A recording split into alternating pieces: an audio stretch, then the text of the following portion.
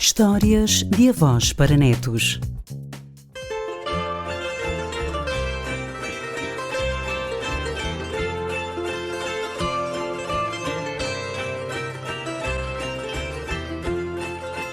Ouça lá, ó senhor vinho, vai responder-me, mas com franqueza, porque é que tira toda a firmeza a quem encontra no seu caminho.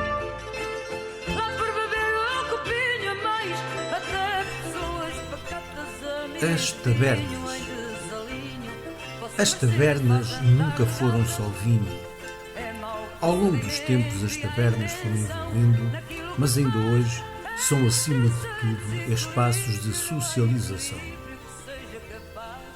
Taberna, taverna, tasca, bodega, casa de pasto. Termos usados conforme a região porque eram designados estes locais de consumo de bebidas alcoólicas. Quando se fala em taberna, o nosso imaginário remete-nos para os tempos em que aqueles estabelecimentos eram simples casas com um balcão em pedra, o chão em terra batida e a bebida que predominava era, sem dúvida, o vinho. Ao longo dos séculos, a sua aparência foi sofrendo alterações e adaptações aos tempos e vivências das sociedades de cada época. Hoje em dia, existem estabelecimentos que ostentam o nome de taberna, mas a sua atividade consiste apenas em servir refeições, almoços e jantares.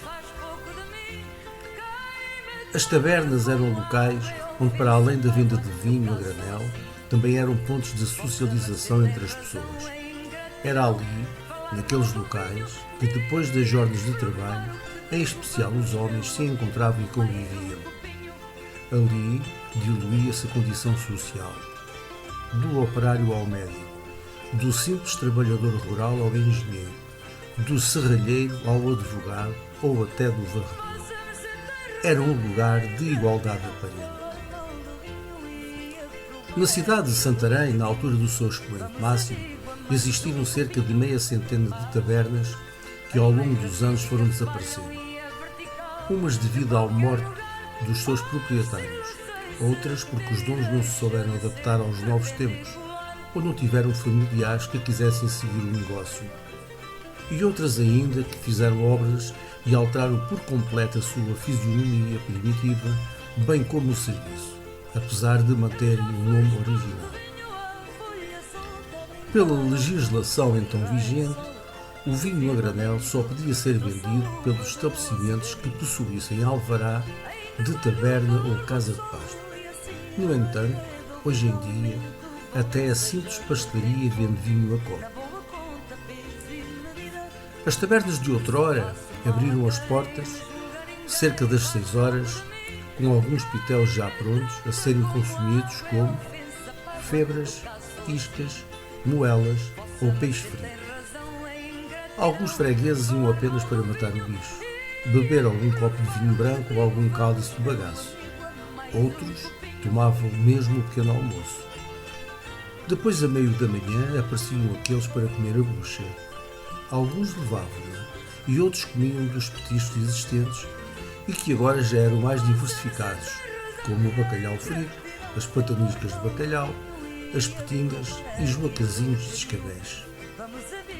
À hora do almoço existiam pratos mais consistentes, como molhinhos, mão de vaca, x-palhadas, feijoada de caracoletas, dobrada com feijão branco e nunca faltava açúcar.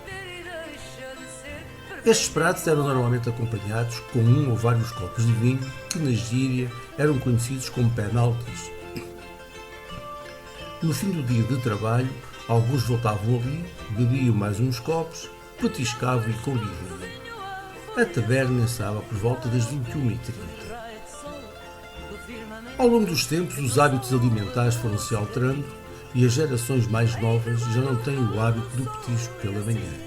Agora, o pequeno almoço é mais pastelaria, com torradinhas, iogurtes e flocos.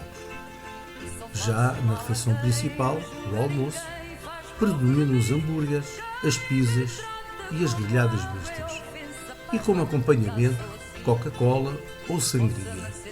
A sopa caiu em desuso. Os pratos típicos, chamados de comida de tacho, como a dobrada, a cozida à portuguesa, a mão de vaca com feijão branco, as feijoadas, entre outros, são mais apreciadas pelas gerações mais velhas. Dos estabelecimentos da cidade, que presentemente se dão a conhecer como tabernas, apenas 2 se podem assim considerar. Aqui vos deixo algumas frases ou versos que se podiam ler naqueles lugares. Beber vinho é dar de comer a 1 milhão de portugueses, dizia António de Oliveira Salazar. O fado é que educa e o vinho é que instrói. A doutrina dos 3 Fs: fado, futebol e Fátima. Se bebes para esquecer, paga antes de beberes. Eu gosto muito de água. Toda a água me sabe bem. A água que eu mais gosto é a água que o vinho tem. O vinho faz bem à saúde quando consumido com moderação. Por isso, cuidem-se.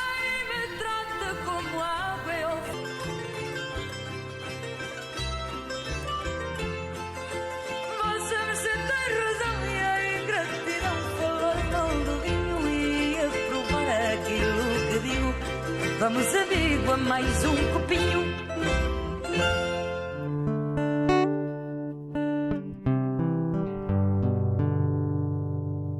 Um programa de João Duarte.